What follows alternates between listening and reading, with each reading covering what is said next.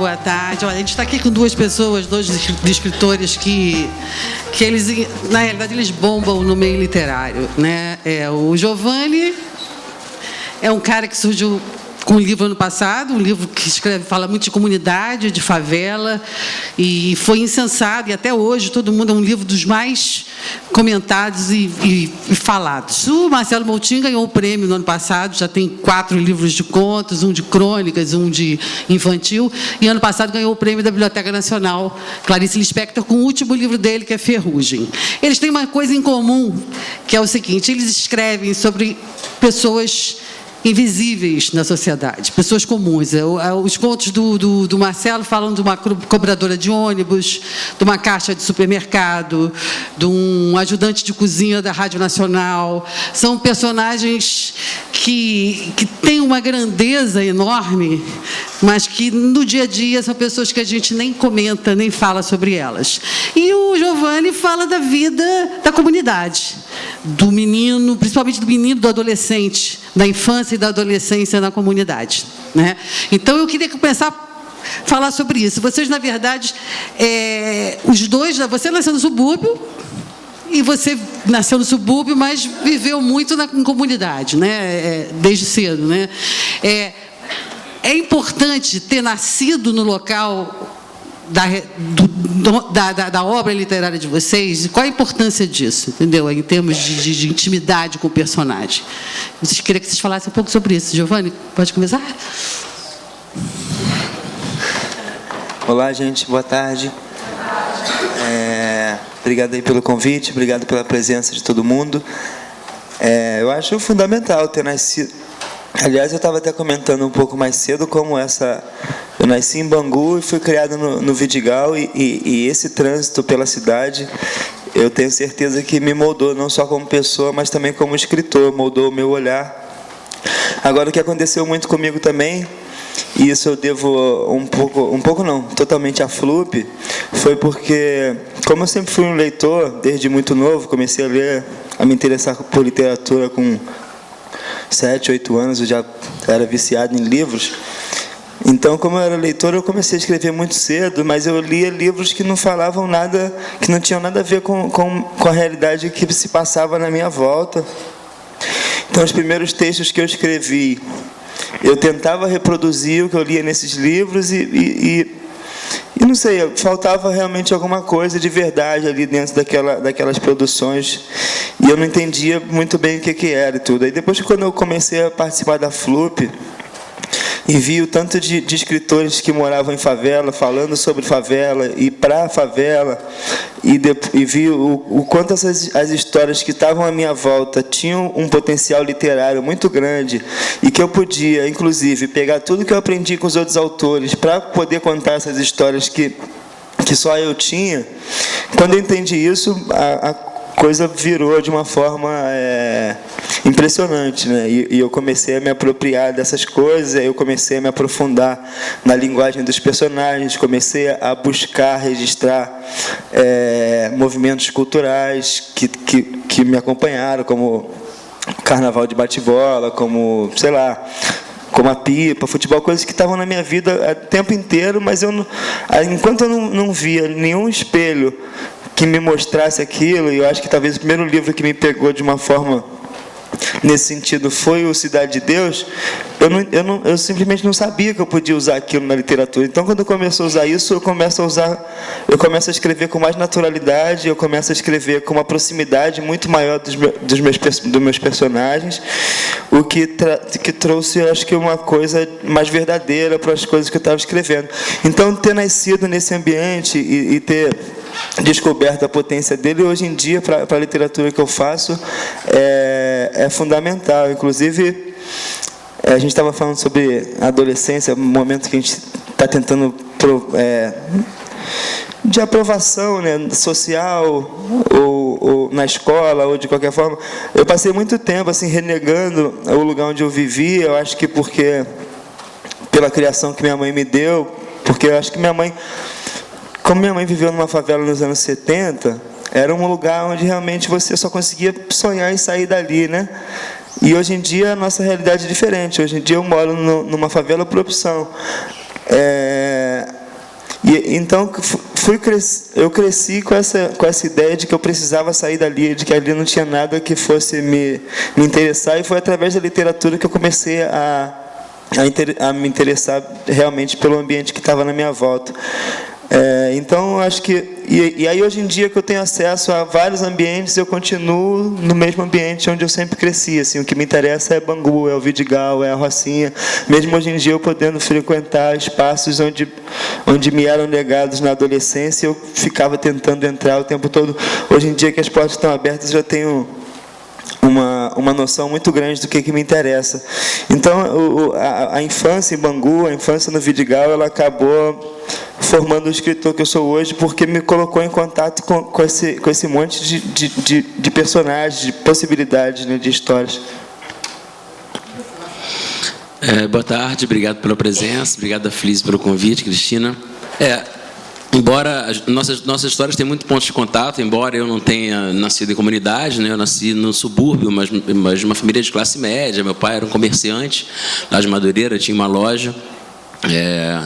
Eu sempre brinco dizendo que eu só nasci porque meu pai era muito machista. Ele teve 3 mulheres e ele foi insistindo até nascer um homem para poder tomar conta da loja que ele tinha recebido do pai dele, e que provavelmente ele esperava que eu passasse para o meu filho, homem, claro.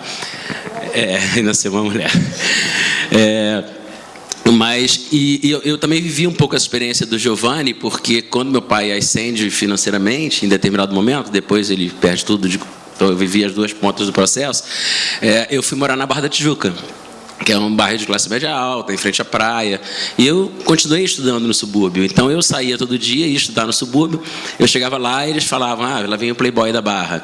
E quando eu estava na Barra, eu falava: lá vem o suburbano de Madureira.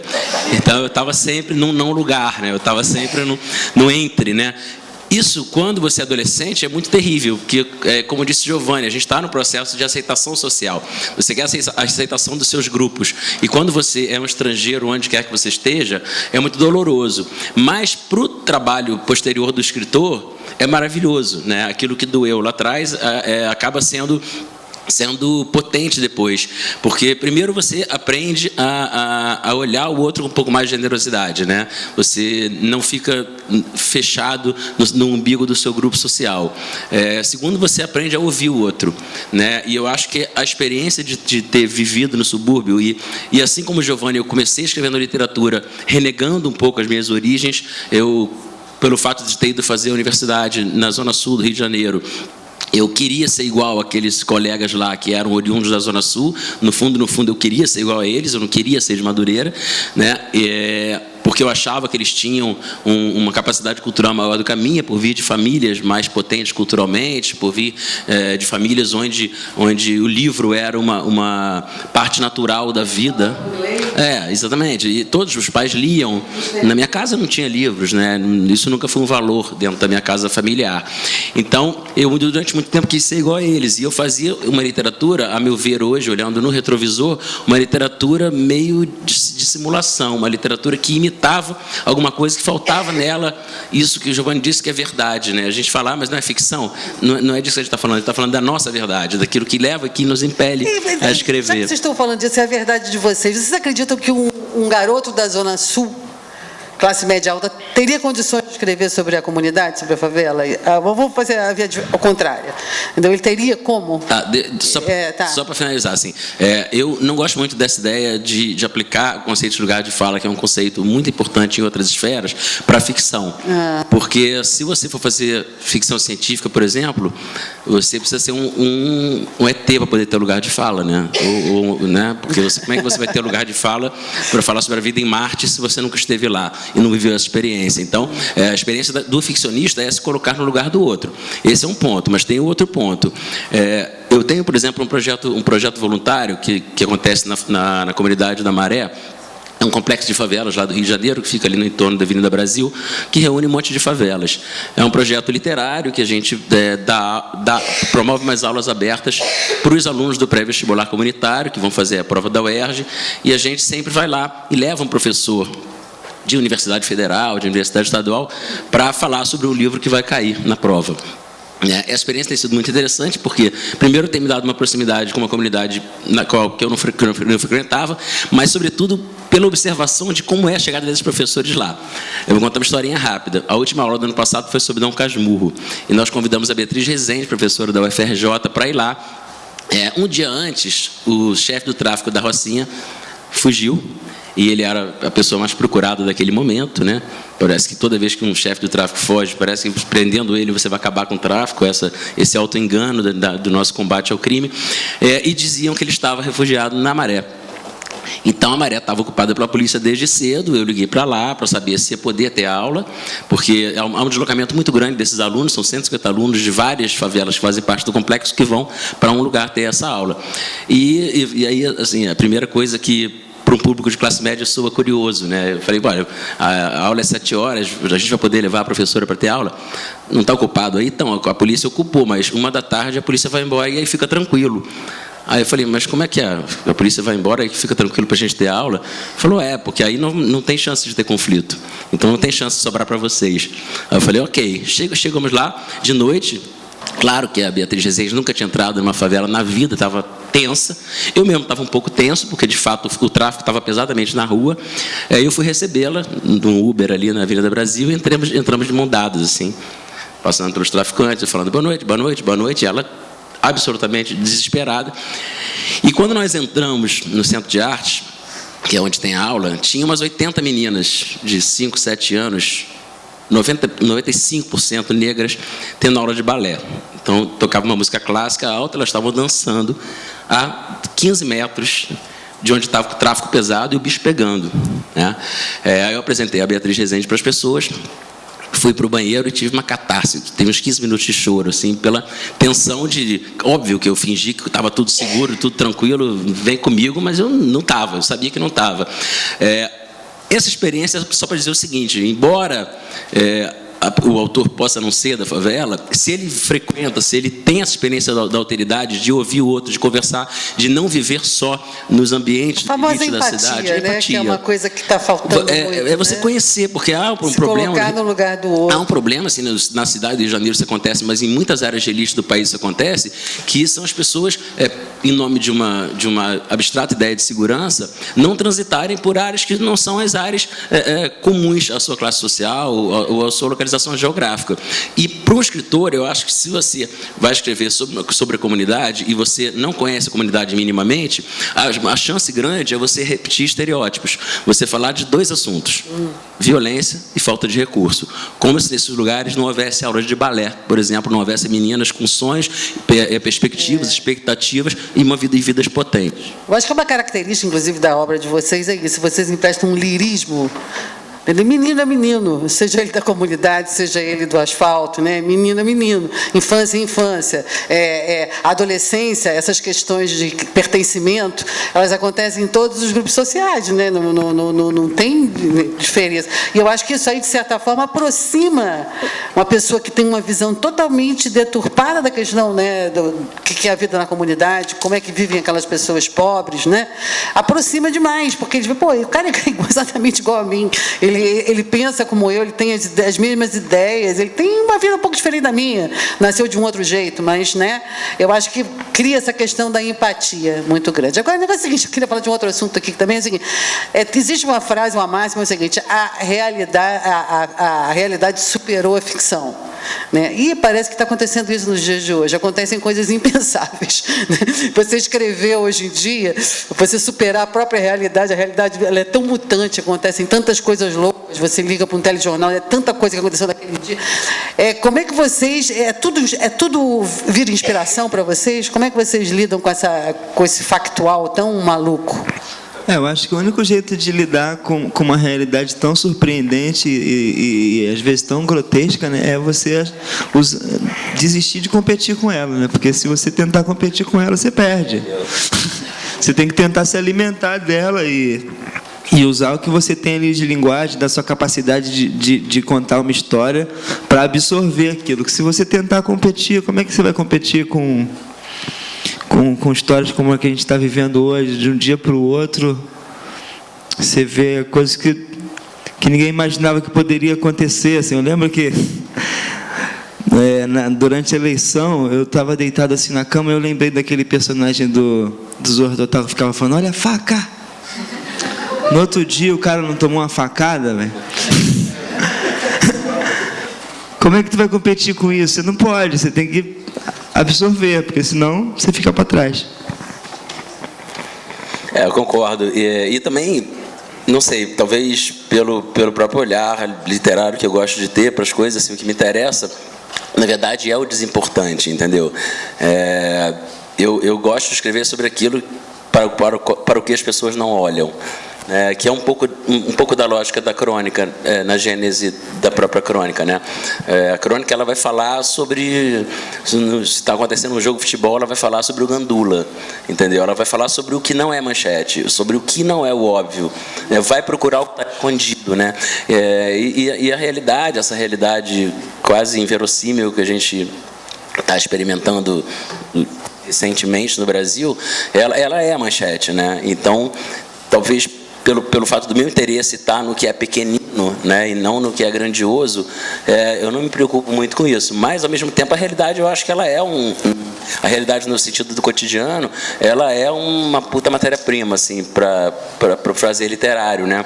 Eu ando muito pela cidade prestando atenção em gírias, em conversas recortadas de celular, nessa espécie de linguagem que a cidade tem, porque você anda em Madureira, por exemplo, tem o camelô gritando o bordão, tem um samba tocando não sei aonde, tem alguém vendendo um DVD de funk no camelô, tem uma faixa anunciando traga o seu amor em 3 dias, quer dizer, uma profunda de signos, né, uma Babel, da qual você pode recortar coisas, e eu faço muito isso, que quando você vai escrever o conto, você vai colocar essa frase na boca de um personagem, ou vai, a partir daquele personagem que você viu na rua, criar um outro ficcional, né? Uma coisa que me perguntavam depois do Ferrugem você conheceu essas pessoas? Elas existem? Eu falei, bom, eu não conheci, mas agora elas existem, assim. Eu inventei, claro, mas é porque teve uma verossimilhança que eu acho que é muito tributária dessa experiência de você fazer uma recolha do cotidiano. Tem um personagem seu, né, de um dos contos, que é a cobradora, que é a conselheira sentimental, né? Ela é cobradora de ônibus e ela fica dando conselho para os passageiros que pegam todo dia naquele horário o mesmo ônibus, de como conquistar a menina, o que a menina gosta, o que a menina não gosta, quer dizer, dando um valor para essa mulher, que é uma mulher que, na verdade, você fica imaginando, o que é uma cobradora de ônibus, né? Uma mulher que tem 1000 problemas, que imagina a vida difícil que ela não tem, né? E você dá um valor para ela muito grande. Como nos contos do Giovanni, também tem esses personagens, esse menino do tráfico, por exemplo, do bonde do tráfico, entendeu? As coisas que ele pensa, os amigos que ele tem, dá um outro valor para o personagem, né? Eu queria que vocês falassem um pouco desses personagens de vocês. Você tem algum personagem seu que seja predileto, que você destacaria? E o Giovanni também. Aproveita, o Giovanni depois fala também. Não sei se eu tenho predileto, não. A cobradora é uma das prediletas, ou trocadora, né? Na verdade, essa personagem, ela surge... eu estava fazendo um curso de documentário, há muito tempo atrás, e tinha que fazer um curta-metragem no final do curso. E eu sempre fiquei intrigado com esses ônibus que circulam dentro da cidade e que demoram muito para chegar de um ponto ao outro, né? Então eu fui pesquisar qual ônibus que dentro do Rio de Janeiro demorava mais tempo para a pessoa ir de casa ao trabalho e de trabalho para casa. Eu descobri que era o Santa Cruz Praça Tiradentes, que demorava 3 horas na hora do rush para ir, 3 horas para voltar. Então você faz o cálculo, são 6 horas por dia que a pessoa passa dentro desse ônibus. Ela passa mais 9 no trabalho, ou seja, ela está mais junto com aqueles outros passageiros do que junto com as suas famílias, diariamente, muito mais. E o que acontece? Eu fiz essa viagem algumas vezes, né, disfarçado de passageiro comum. Eu imagina, para chegar em Santa Cruz, pegar ônibus às 6, tinha que madrugar, ia para lá, e aí pegava o ônibus como se fosse um passageiro, e aí eu comecei a perceber os laços de sociabilidade que aconteciam dentro do ônibus. Por exemplo, aniversário da fulana. Alguém levava uma caixa de coxinha, o outro levava os refrigerantes, eles enfeitam os ônibus, e aí eles vão no ônibus cantando parabéns, cantando música e tal, porque todo mundo se conhece ali. Entendeu? Eu falei, esse é o meu filme, né? Só que esse é o meu filme. Só que eu não tinha meios na época para fazer, eu não tinha meios técnicos, né, de grana e tudo mais.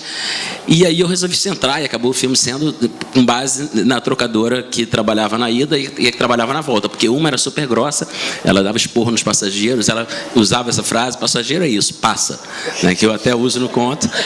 E a outra era super afetiva, chamava as alunas lá que voltavam no ano de filhas e tal. Eu juntei as duas num personagem só. E que começa com uma frase que ela dizia.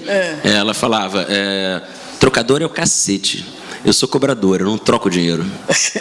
E aí eu falei: essa frase é genial, e eu deixei anotada. E quando eu fui escrever o conto, então tem muito dessa ideia de tirar essas pessoas do lugar do utilitarismo, né? A gente tem uma literatura povoada de escritores em crise de consciência, em acadêmicos que estudam Machado de Assis, e a gente está cercado de pessoas que são trocadores, atendentes de supermercado, caixa, né? Caixa de banco.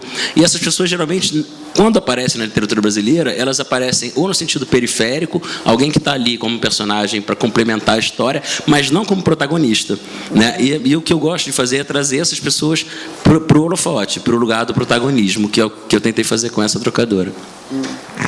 E o personagem seu que te pegou? Eu acho que eu não tenho nenhum personagem preferido, não. Assim, eu tenho um que foi complicado de fazer e carrego ele até hoje, que é o personagem do Espiral, porque era uma coisa de uma pressão psicológica muito forte ali, e aquilo ali me foi trazendo coisas assim até pessoais de mim, tudo. Então é um personagem que mexeu muito comigo, até pelo desfecho que eu dou para a história. Eu não vou dar spoiler, mas é o segundo conto do livro. E tem um conto que é o que eu mais gostei de escrever. Não é o meu conto preferido, mas é o que eu mais gostei de escrever, que é o Roleta Russa, que é um menino que leva a arma do pai para a rua e tudo. E eu adorei escrever esse conto porque eu revisito uma série de brincadeiras da minha infância e tudo. Então teve essa coisa de, enquanto eu escrevia, era um momento de eu lembrar de uma série de conversas até de criança e de momentos e tudo. Então eu tenho esses dois, assim. Mas o personagem preferido é muito difícil, né? Porque a gente se apega com todos eles. Agora, a composição, são pessoas que você conheceu? Eu sou tão apegado que não morre ninguém no meu livro. Só os amigos. O cara mesmo não morre, mas os amigos morrem, né? Como é que é a composição desses personagens, esses meninos, né? São meninos da favela, né? De diversas situações diferentes de comunidade. Você conheceu pessoas como eles? Você é um pouquinho de cada amigo? Ou como é que você faz? Eu conheci todos, assim, né? Mas como o Motinho estava falando, a gente junta muita gente, né? A gente pega um amigo meu viveu isso, mas aí eu pego a característica de um outro amigo e coloco nele também, e aí invento uma frase que um dos dois poderia ter dito, ou boto uma coisa junto comigo. No final das contas, a gente mistura tanto que fica até difícil de fazer essa separação. No caso do Motinho ficou bem claro, né, que era uma cobradora mais rude, outra mais doce, e eu logo percebi que ele tinha juntado, porque a cobradora do conto, ela é uma mistura entre essas duas coisas, né? Ela é meio grosseira, mas ela também é de abraçar o passageiro e tudo. Mas no meu caso é uma história de tanta gente. Aquela história que eu estava dizendo, por exemplo, que foi a última que eu escrevi antes de mandar para o livro, que é a história de um menino que roda para a polícia e tal, no Jacaré. E aí eu estava contando para um amigo meu: não, isso aí é mistura de uma dura que fulano sofreu com uma outra e tal. Ele: não, cara, isso é uma mistura de todas as duras. Só foi pegando de tudo. Então eu acho que o meu trabalho passa muito por isso, assim, por essa costura de vários momentos, assim. Eu tive nesse livro específico, eu tive um processo de trabalho que se dividia assim: ou eu tinha uma história real que eu queria contar, e aí eu ia preenchendo essa história real com várias outras pequenas histórias e tudo, porque normalmente às vezes a gente tem uma história, acha que ela dá um conto, mas ela por si não se segura, né? Então você tem que ir desenvolvendo outras coisas ali paralelas àquela história central. Então eu trazia uma história real, que é como o caso de A Viagem, que é um casal de amigos que vão para a praia e tal, acabam perseguidos na praia. Isso aí eu ouvi de um amigo meu, Aconteceu com ele, exatamente como está no livro. Só que, se eu fosse escrever isso, seria um conto de 1,5 página. Então, eu vou lá e invento mais um monte de coisa. Coloco um monte de coisa que aconteceu com outras pessoas, como se tivesse sido nessa história e tudo. E o outro caminho que eu segui era, por exemplo, tem um tema que eu quero falar, que é o que eu faço no rolezinho, por exemplo. Eu queria falar sobre esse problema de você se locomover na cidade, de você atravessar a cidade de ônibus. A gente estava num momento em que os meninos estavam sendo parados o tempo todo, e eu morava na Zona Norte naquela época. Então, eu tinha esse tema, né? Então, eu começo a colocar um monte de histórias que eu tenho no meu acervo pessoal para poder encher esse tema, né? E aí, essas histórias todas vão correndo dentro dessa minha ideia inicial. Então, eu acho que eu sempre misturei muito, mas nesse livro específico eu usei muito esse recurso. Ou é uma história real que eu encho um monte de coisa, ou é um monte de história real dentro de um tema específico, e histórias que eu acho que tem a ver com aquele tema, e aí eu vou colocando, assim. Certo. Tem uma frase de uma música do Chico Buarque que ele fala: a dor da gente não sai no jornal. Né? Que é uma letra de uma música, que eu, como jornalista, uma coisa que sempre me chamou muita atenção, gente, como dar uma notícia, às vezes, banaliza aquele fato tão grave, né? Você vê, todo dia você liga a televisão, você vê naquele telejornal que morreu mais um de bala perdida, morreu mais um... Você, às vezes, você está almoçando e continua almoçando, e as pessoas morreram de bala perdida, elas estão morrendo na porta do hospital, e aquilo ali virou uma coisa absolutamente normal. E aí entra o grande valor da literatura, porque aí quando vocês tratam desse assunto, a dor aparece, o sentimento aparece, porque a literatura deixou de ser aquele jornalismo nu e cru. Como é que se dá essa mágica na cabeça de vocês? E por que isso acontece, exatamente? Vocês fazem ideia? Onde é que se dá o X da questão? A coisa deixa de ser uma matéria nua e crua e se torna uma coisa com valor, com sentimento, um texto diferente? Eu acho que quando você pessoaliza, né? Porque assim, você fala assim, morreram 200 pessoas numa bomba que explodiu terrorista em Paris. Isso é uma coisa, é uma manchete impactante e tudo mais. Outra coisa é você contar a história de uma menina de pais separados e que vai passar o final de semana com o pai, vai no parque, toma um sorvete, está numa praça e explode uma bomba. Entendeu? Você criou uma relação empática, né, com aquela história. Então, a morte dela te atinge muito mais do que aquele número que é mais impactante. Claro, o número é mais impactante. 200 pessoas morreram ou uma pessoa que morreu. Depende, né, de como essa história é contada. Quando você pessoaliza, a tendência é você criar um laço de afetividade, de identificação, de empatia entre aquela pessoa que está ouvindo ou lendo a história e a personagem, né?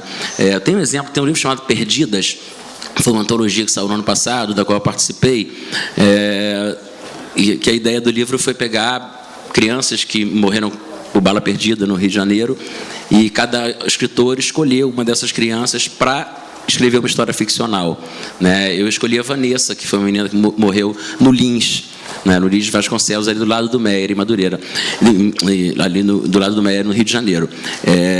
É impressionante como, assim, se você pegar a notícia da bala perdida que matou a Vanessa e você for ler a história da Vanessa, que é absolutamente ficcional, a única coisa que eu usei como referência, digamos assim, verídica, era a localização geográfica, quer dizer, como é que é a entrada do morro onde ela morava, ali no Lins, qual é a comunidade, o colégio, isso tudo eu fui pesquisar, né? Mas eu criei uma Vanessa que não é aquela Vanessa, mas, ao mesmo tempo, como ele falou da Dura, essa Vanessa são todas as crianças que morreram de bala perdida, né? Ela não representa ela pode ser uma história ficcional, porque ela, na verdade, ela é emblema de um problema social com impactos familiares, com impacto dentro das famílias e das vidas individuais, mas quando você imagina uma história para essa criança e você tira ela daquela manchete genérica, você cria, obviamente, um laço de afetividade muito maior.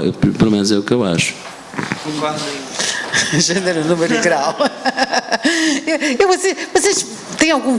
Gostaria que você leria um texto, um trechinho de alguma coisa sua que você goste para a gente comentar? Vê aí. E Giovanni, já vai procurando também, dever de casa. Vamos. Vou ler um trecho do Rolezinho, que é o primeiro conto do livro. E começa assim. Acordei e estava ligado ao maçarico. Sem neurose. Não era nem 9 da manhã e a minha caxanga parecia que estava derretendo. Não dava nem mais para ver as infiltrações na sala. Estava tudo seco. Só ficou a mancha, a santa, a pistola e o dinossauro. Já estava dado que o dia ia ser daqueles que tu anda na rua e vê o céu todo embaçado, tudo se mexendo, que nem alucinação. Para tu ter uma ideia, até o vento que vinha do ventilador era quente, que nem o bafo do capeta. Tinha 2 contos em cima da mesa que a minha coroa deixou pro pão. Arrumasse mais 1,80, já garantia pelo menos uma passagem. Só precisava meter o calote na ida, que é mais tranquilo. Foda é que já tinha revirado a casa toda antes de dormir, catando moeda para comprar um varejo. O bagulho era investir os 2 contos no pão, divulgar um café e partir para a praia de barriga forrada. O que não dava era ficar fritando dentro de casa. Calote para nós é lixo. Tu tá ligado. O desenrolo é forte.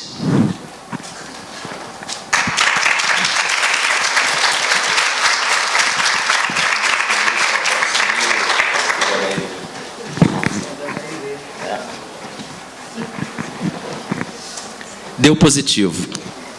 Sempre esperei ouvir essas 2 palavras em sequência, sobretudo nos últimos meses, quando vínhamos tentando quase diariamente. Hoje a tabela tá boa, goza dentro, não deixa escapar nada, vamos lá. Eu queria uma menina, ele menino. Vou ensinar a jogar bola, dizia. Você pode ensinar a Carolina a jogar bola também, retrucava eu. Carolina. Ainda não havia sequer a sombra de uma fecundação e o nome dela já povoava nossas conversas. E se for homem? Pedro. Ou João, como avô. Os preparativos para o bebê que chegaria mobilizaram a família. Ou melhor, as famílias. Minha mãe se dispôs a vender a casa de vila que herdara da tia Mengarda, que ficava no Lins, para nos ajudar a dar entrada num apartamento próprio. Parte do enxoval ganharíamos da prima Lívia. A filha dela começara a andar, já não usava mais o berço e a maior parte das roupas de recém-nascida. Meu futuro sogro, fascinado com a ideia do primeiro neto, prometia um reembolso mensal que sabíamos tinha muito de entusiasmo e quase nada de possibilidade. Paulo preferia jogar no bicho. Inventava as mais improváveis conexões para justificar as apostas em nome de uma poupança boa para a vida a 2, a 3. O cachorro que cruzou nosso caminho, a galinha cabidela que um amigo do trabalho cozinhou no fim de semana, o chumaço de algodão a lembrar a lã de carneiro. Se recebia uma senha de espera, um código de acesso, o número logo virava milhar na banca da esquina. Namorávamos fazia 3 anos e 8 meses. Parecia ter se passado tempo suficiente entre afinidades e aborrecimentos para testar a viabilidade da relação. Aos 32 anos, já não acreditava em casais perfeitos. Tinha consciência de que rusgas, idiosincrasias, vacilações fazem parte do pacto amoroso. Tantas vezes me detive observando Paulo sem que ele notasse os atos mais fortuitos, mais desinteressados, até recortar do plano de fundo a gênese de um pai. O pai de Carolina, de Pedro, de João, de quem Deus de bom grado colocasse em nosso caminho. O positivo, no entanto, era para HIV.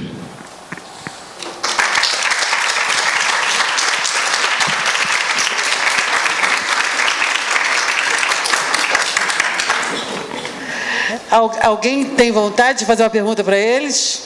Se habilita? Ou continuamos o papo aqui? Numa escola, os professores pedem os alunos para fazer uma redação. E os alunos falam que não tenho ideias, não sei o que escrever, mas a partir do momento que começam a escrever, vai tendo várias ideias, e quando vê, tem ideias até lá do final. Eu queria perguntar se vocês, escritores, que com certeza começam a escrever os livros e já sabem o título, a história e tal. E vai tendo várias ideias também, com certeza. Então, como fazem para organizar isso tudo? Bom, o título nem sempre. Na verdade, o título desse livro aí, o pessoal estava assim, tem que decidir que a gente vai mandar para a gráfica, e não dá para mandar sem título. Mas o resto todo, realmente, assim, eu gosto pelo menos de começar a história já com alguma coisa na cabeça, né? Como é que ela vai começar, qual é a grande questão que essa história vai ter e como eu pretendo terminar ela. Eu gosto de ir para ela assim, nesse ponto. Mas se você chegar na hora de escrever e se segurar só nisso, você pode perder muita coisa, assim. Então, acho que o melhor jeito de você filtrar isso, primeiro é ir aberto para o que pode aparecer, e o segundo é refazer, assim, como no caso de fazer uma escrita de ficção, eu acredito mais em reescrever do que em escrever, sabe? Porque eu vou reescrevendo aquela história, vou reescrevendo, e aí eu tive uma experiência interessante também, porque eu escrevi esse meu livro numa máquina de escrever. Então eu fiquei reescrevendo esse livro várias vezes e eu tenho esse registro do que eu fazia e tal. E hoje em dia eu olho e vejo, daqui eu tirei essa frase, daqui eu tirei essa ideia e fui montando e tal. Então acho que a coisa mais importante para a gente conseguir administrar é primeiro entender o que essa história precisa, porque também quando você está no momento ali de criação, você vê muita coisa que vai ser irrelevante no fim das contas, né? Que é aquela grande ideia que tu passa a noite toda pensando e no outro dia você vê que não era nada. Mas eu acho importante estar aberto, eu acho importante também não achar que o texto tem que ficar pronto logo, assim. Acho que um dos meus maiores problemas enquanto escritor jovem era: tenho uma história, escrevo ela e do jeito que ela saiu é a história e tudo. Com o tempo eu fui aprendendo que não, que o que eu escrevi ali era uma primeira versão dessa história e eu podia ir trabalhando nela até o momento onde eu achasse que ela realmente estava boa.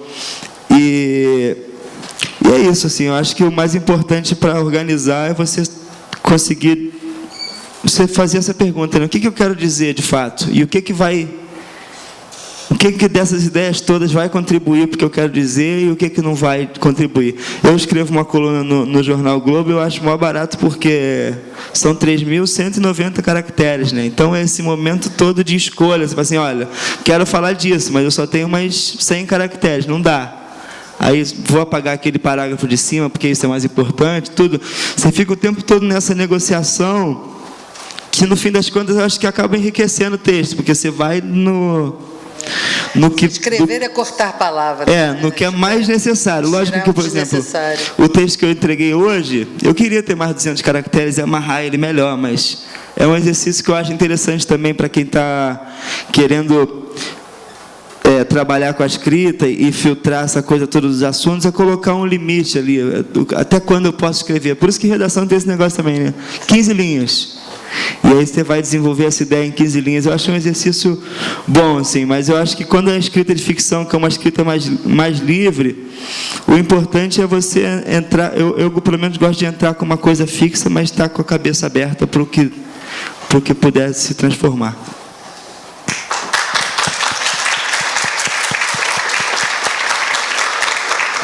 O título, realmente, o meu livro foi para a editora com 2 títulos, na verdade. Era o Ferrugem e o outro era um verso de um poeta chileno chamado Vicente Huidobro, que diz o seguinte: em todos os caminhos se perdeu uma estrela. Ia ser esse o título, né? O diagramador, o designer ia querer me matar para encaixar esse título desse tamanho na capa, e ele deve ter ficado muito feliz quando eu escolhi Ferrugem.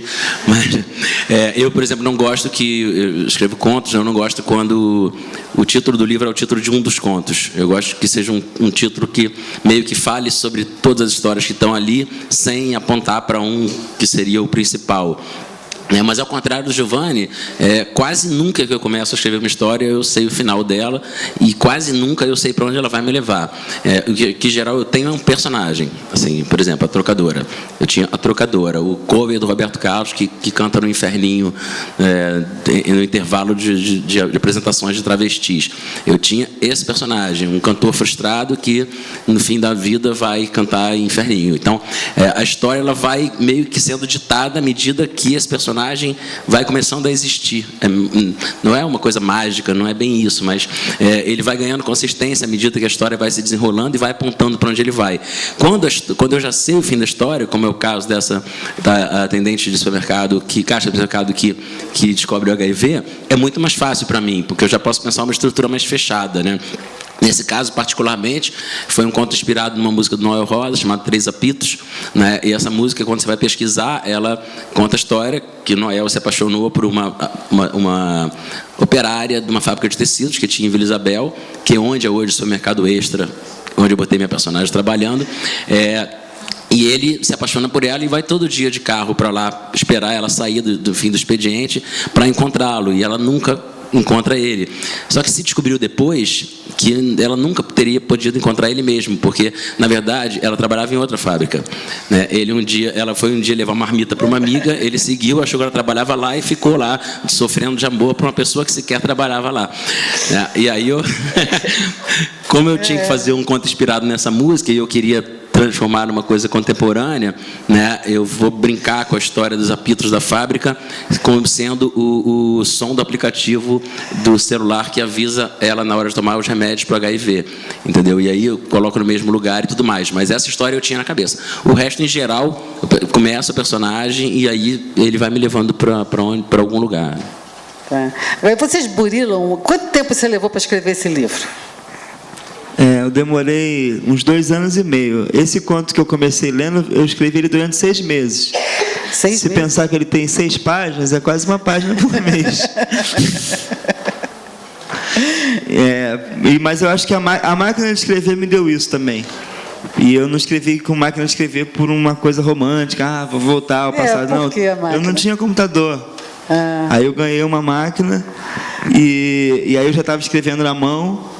E aí eu comecei a escrever na máquina, né? E aí, como eu sou de uma geração que já não usou máquina, eu usava do meu jeito. O pessoal que fez curso de datilografia falava, você está fazendo tudo errado.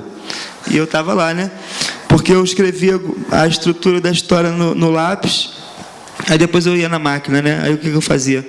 Escrevia, por exemplo, quero esse primeiro parágrafo. Eu escrevia só essa primeira frase eu devo ter escrito umas 20 diferentes. Aí eu escrevi o parágrafo inteiro, eu falei assim, não gostei ainda. Aí eu desci o papel e escrevi o mesmo parágrafo de novo, até eu ficar satisfeito. Aí quando eu ficava satisfeito, eu pegava outra folha, passava limpo esse parágrafo, passava o parágrafo seguinte, ia repetindo o seguinte. Haja papel.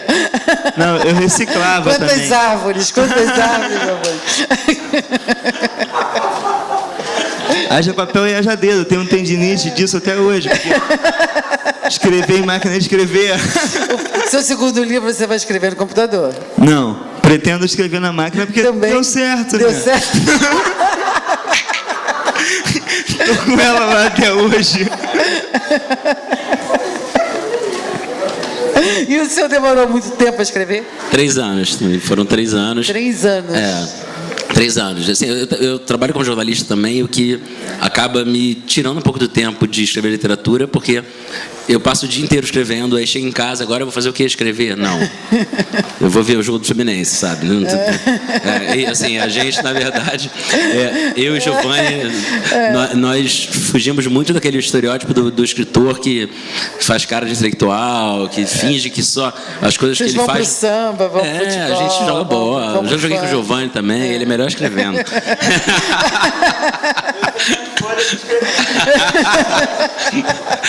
Mas assim, eu gosto dessa ideia de desmistificar, porque a gente, sobretudo quando a gente vai em colégio, assim, Vinha Madureira, Giovanni veio de Bangu.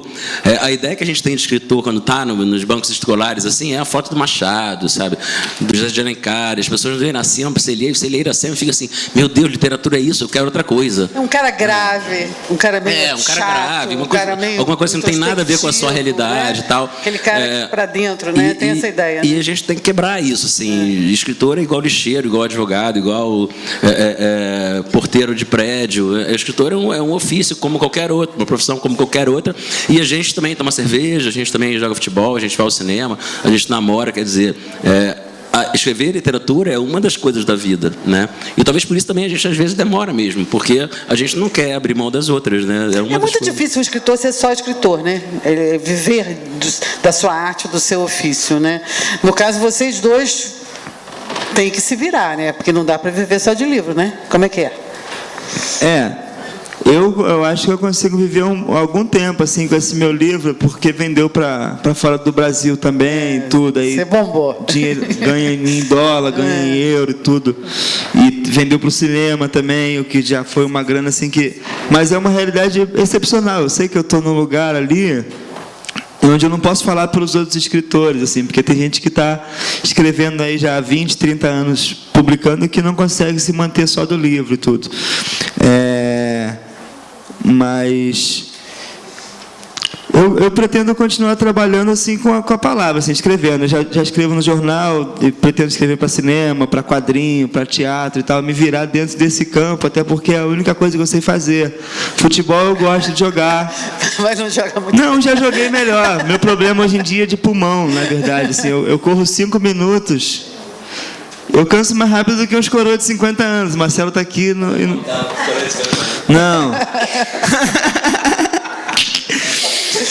Mas eu quando eu fui fazer esse livro, foi num momento que eu estava tipo assim, cara, eu não sei fazer mais nada. Se eu não fizer a única coisa que eu sei fazer, eu não sei do que eu vou viver. Assim, eu estava num momento de desespero, assim, ou eu vou fazer um livro, ou eu vou arrumar um trabalho com uma coisa que não me interessa nem um pouco, mas que...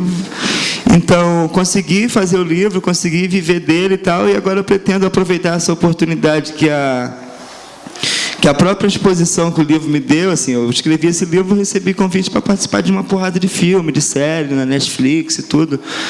E coisas que, sem o livro, provavelmente ninguém teria me convidado, porque ninguém ia saber quem eu era e tudo, enfim.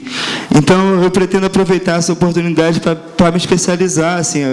Tipo, ter dinheiro é bom para mim como escritor, porque eu posso comprar o livro que eu quiser. É uma realidade completamente nova. Antigamente eu ficava, quero ler tal livro, e aí ficava fazendo um projeto para conseguir o livro e tal. Hoje em dia eu consigo trazer esse livro, então acho que eu tenho uma oportunidade de me especializar, de me tornar cada vez um escritor melhor e circular por essas áreas, já que realmente eu não tenho muitas outras funções, na verdade. Sou horrível com conta, sou horrível com logística. Por exemplo, a menina estava falando ali da produção do evento. Se eu dependesse de fazer uma produção de evento, eu morria de fome, não tinha evento. Então, eu agarrei na literatura, que era uma coisa que já desde novo eu sentia que fazia com certo destaque, assim, né? Já me destacava em redação, aí depois fui participar de concurso literário, ganhei alguns. Eu falei, poxa, cara, eu acho que eu entendo alguma coisa disso e tudo. E aí aproveitei isso, assim. Então, hoje em dia, eu vivo do meu livro, assim. Até se eu deixasse de escrever no jornal, eu conseguiria manter a minha vida com o livro, mas é uma coisa que é realmente uma situação muito particular. Você, Marcelo? Eu trabalho como jornalista, né, na verdade. Trabalho como gerente de comunicação. Gosto de não viver só de literatura também, não é só uma questão de opção, não. Assim, eu acho que é importante, como eu sou super crítico dessa literatura em si mesmada, né, eu acho que muitas vezes, quando o cara vira só escritor, ele para de ter essa matéria-prima, que é a matéria-prima de fora da literatura, que é a matéria-prima, né, da vida cotidiana. O Giovanni está vivendo isso. Esse ano também foi um ano com muito evento literário, né? A gente vai a muito lugar, vai a muita cidade, viaja e tudo mais. Você acaba que os assuntos lá acabam sendo livros, acabam sendo o próprio evento literário, e mesmo na cerveja depois você acaba falando disso e tal.